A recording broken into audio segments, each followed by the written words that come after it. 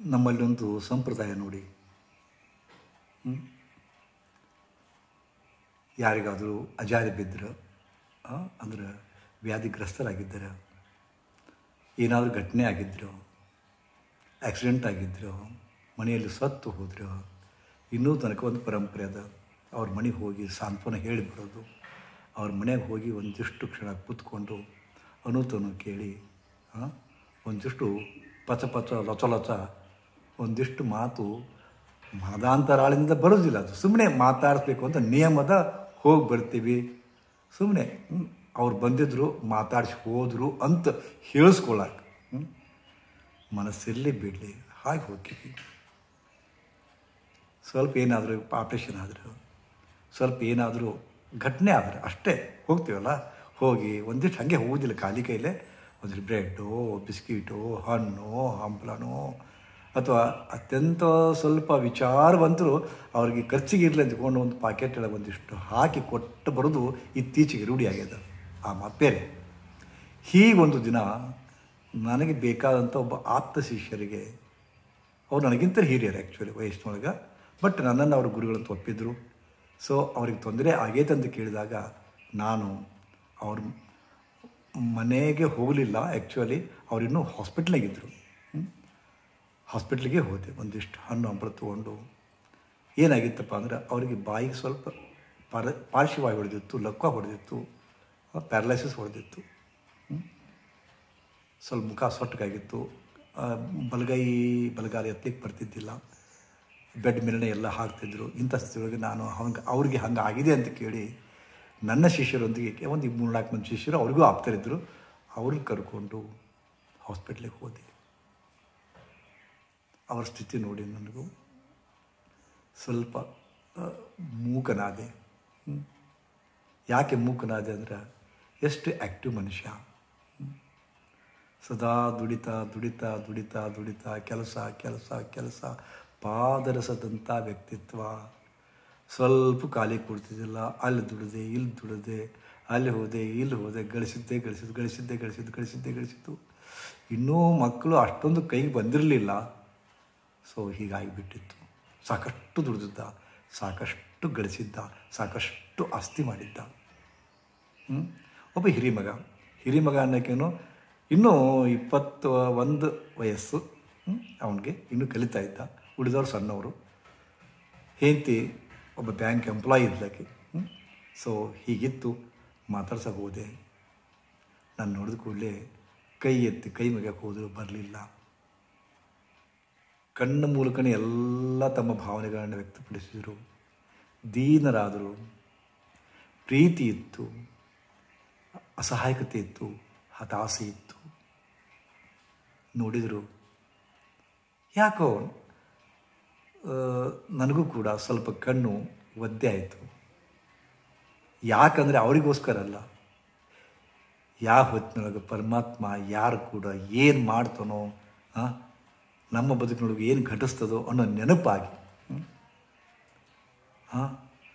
ಅಕಸ್ಮಾತ್ ನಾವೇ ಇಂಥ ಒಂದು ಸ್ಥಿತಿಯೊಳಗಿದ್ದರೆ ಅನ್ನೋ ನೆನಪಾಗಿ, ಈ ಸ್ಥಿತಿಯೊಳಗೆ ಸ್ವಲ್ಪ ಕಣ್ಣ ನೀರು ಒದ್ದೆ ಬಂತು. ಸಮಾಧಾನ ಹೇಳಿದೆ. ಮುಂದೆ ಮನೆ ಕರ್ಕೊಂಬಂದರು. ಅದು ಮುಂದೆ ಆದಮೇಲೆ ನಾನು ಹೇಳಿ ಆದಮೇಲೆ ಮನೆ ಕರ್ಕೊಂಬಂದರು. ಆದ್ರೆ ಪಾಪ ಹೆಂಡತಿ ಬ್ಯಾಂಕ್ನ ಎಂಪ್ಲಾಯಿ, ಮಕ್ಕಳು ಕಾಲೇಜ್ಗೆ ಹೋಗೋರು, ಇವರ ಗತಿ ಬಹಳ ಇದಾಯಿತು. ಸರಿಯಾಗಿ ನೋಡ್ಕೊಳ್ಳೋರಿಲ್ಲ. ಒಬ್ಬರನ್ನ ಇಟ್ಟಿದ್ರು, ಅವರು ಸರಿಯಾಗಿ ನೋಡ್ಕೊಳ್ಳಿಲ್ಲ.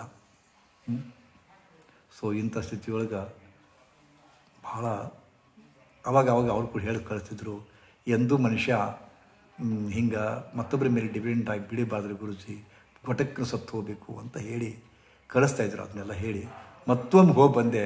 ಆದರೆ ಭಾಳ ಸೊರಗಿದ್ರು. ಅವ್ರಿಗೆ ನೋವುದಾಯಕ ಇದಿತ್ತು. ನಾ ಯಾವಾಗ ಸಾಯ್ತೀನಿ ಹೇಳ್ರಿ, ಹಾಗೆ ಹಿಂಗೆ ಅಂದರು. ಆಯಿತು. ಮುಂದೆ ಒಂದು 8-10 ದಿವಸದೊಳಗೆ ಅವರು ತೀರ್ಕೊಂಡದ್ದು ಗೊತ್ತಾಯಿತು. ಮನೆಗೆ ಹೋದೆ, ದೈವಕ್ಕೂ ಹೋದೆ. ಮುಂದೆ ಯಾವಾಗ ಅವ್ರು ಸತ್ತರೋ ಇದ್ದಾಗ ಯಾರೂ ನೋಡಲಿಲ್ಲ ಅವ್ರನ್ನ ಸರಿಯಾಗಿ. ಮನೆಯೊಳಗೆ ಇದ್ದರು, ಯಾರೂ ನೋಡಲಿಲ್ಲ, ಸರಿಯಾಗಿ ಆರೈಕೆ ಮಾಡಲಿಲ್ಲ, ತೋರಿಸಲಿಲ್ಲ ಮುಂದೆ. ಎಲ್ಲ ಅವನೇ ಏಕಮೇವ ಆಧಿಪತ್ಯದೊಳಗೆ ಇಡೀ ಮನೆತನ ಉದ್ಧಾರ ಮಾಡಿದ ವ್ಯಕ್ತಿ, ಅವನೇ ನಿಕೃಷ್ಟ ಮಾಡಿಬಿಟ್ರು. ಹೌದಾ? ಸೊ ಈಗ ಸತ್ರಲ್ಲ, ಸತ್ತು ಕೂಡಲೇ ಮಕ್ಕಳು ಹಿರಿಯರು ಎಲ್ಲರೂ ಅವರ ಸಂಬಂಧಿಗಳು ಬಂದು ಒಂದು 5-6 ಲಕ್ಷದ ದವಸ ಧಾನ್ಯ ಇದು ಮಾಡಿದರು, ದಾನ ಮಾಡಿದರು. ಆನಂತರ ಪೇಪರ್ನ್ಯಾಗ 8 ಪೇಪರ್ನ್ಯಾಗ ಕೊಟ್ಟರು, ಸುಮಾರು ಒಂದು 10-15 ಲಕ್ಷ ಖರ್ಚು ಮಾಡಿ. ಎಷ್ಟು ವಿಚಿತ್ರ ನೋಡಿ. ಇಂಥವ್ರದ್ದು ಸತ್ರು, ಇಂಥವ್ರ ದಿವಸ ಇದು ಇವತ್ತು ಇದು ಐತಿ, ಅವ್ರದ್ದು ಅಂತಿಮ ಯಾತ್ರೆ ಅದ, ಅವರು ಇದಾಗಿದ್ದಾರೆ, ಅವ್ರಿಗೆ ಏನು ಅಂತೀರಿ ಅದಕ್ಕೆ, ಅವ್ರದ್ದು ಶಿವಗಣಾರಾಧನೆ ಐತೆ, ಹಾಗೆಲ್ಲ ಕೊಟ್ಟರು. ಕೊಟ್ಟು ಅವಾಗ ನನಗೆ ಅನಿಸಿದ್ದೇನಪ್ಪ ಅಂದ್ರೆ ಪೇಪರ್ನಾಗ ಕೊಟ್ಟದ್ದು ಅವ್ರು ಖರ್ಚು ಮಾಡಿದ್ದು ನೋಡಿದ್ರಪ್ಪ ಅಂದ್ರೆ ಮನುಷ್ಯ ಎಷ್ಟು ವಿಚಿತ್ರ ಮೆಂಟಾಲಿಟಿ ಐತಿಲ್ಲ ಅನ್ನಿಸ್ತು. ಇದ್ದಾಗ ಸರಿಯಾಗಿ ಜೋಕೆ ಮಾಡೋದು ಜನ, ಇದ್ದಾಗ ಒಂದಿಷ್ಟು ಖರ್ಚು ಮಾಡಿ ಅಪ್ಪಗೆ ತೋರಿಸಿದ ಜನ, ಸತ್ತು ಕೂಡ ಹಿಂಗೆ ಯಾಕೆ ಮಾಡ್ತಾರ ಅಂತ. ಅಂದರೆ ಮನುಷ್ಯ ಸತ್ತಾಗಲೇ ಅವನ ಮಹತ್ವದ ಗೊತ್ತಾಗತ್ತಾ? ಸತ್ತ ಮೇಲೇ ನಮ್ಮ ಹಿರಿಮೆ ಗರಿಮೆ ಗೊತ್ತಾಗುತ್ತಾ? ಸತ್ತ ಮೇಲೇ ನಮ್ಮ ಅನುಪಸ್ಥಿತಿ ಕಾಡುತ್ತಾ? ಎಲ್ಲರ ಬದುಕುಗಳು ಹೀಗೇನಾ ಅನ್ನೋ ಪ್ರಶ್ನೆಗಳು ಕಾಡಕತ್ತಿದ್ರು. ಅದಕ್ಕೆ ನಾವಿದ್ದಾಗ ನಮ್ಮ ಬೆಲೆ ಇರುವುದೇ ಇಲ್ಲ ರೀ. ಬೇಕಾದಷ್ಟು ದೊಡ್ಡವರಿರಲಿ, ಕೆಲವೊಂದು ಘಟಾನುಘಟಿಗಳನ್ನು ಬಿಟ್ಟರೆ, ಕೆಲವೊಂದು ರಾಜಕಾರಣಿಗಳನ್ನು ಬಿಟ್ಟರೆ, ಕೆಲವೊಂದು ಗುರುಗಳನ್ನು ಬಿಟ್ಟರೆ, ಉಳಿದವರು ಸಾಮಾನ್ಯರಿಗೆ ಇದ್ದಾಗ ಬೆಲೆ ಇರುವುದೇ ಇಲ್ಲ. ಅವರ ಬೆಲೆ ಅವರು ಸತ್ತಾಗ ಗೊತ್ತಾಗುತ್ತೆ. ನಾ ಹೇಳೋದು ಬೇಕಾರೆ ಟೆಸ್ಟ್ ಮಾಡಿರ್ಬೇಕಾರೆ, ಸತ್ತು ನೋಡಬೇಕಾರೆ ನಿಮ್ಮ ಬೆಲೆ ಗೊತ್ತಾಗುತ್ತೆ, ನಿಮ್ಮ ಮಹತ್ವ ಗೊತ್ತಾಗುತ್ತೆ ಅಲ್ಲ. ಇದ್ದಾಗ ನಿಮಗೆ ಕ್ಯಾರಿ ಅನ್ನೋದಿಲ್ಲ, ಇದ್ದಾಗ ನಿಮ್ಮ ಮಕ್ಕಳು ಮರ್ಯಾದೆ ಕೊಡೋದಿಲ್ಲ, ಬೆಲೆ ಕೊಡೋದಿಲ್ಲ, ಗೌರವ ಕೊಡೋದಿಲ್ಲ, ನಿಕೃಷ್ಟ ಕಾಣ್ತಾರ.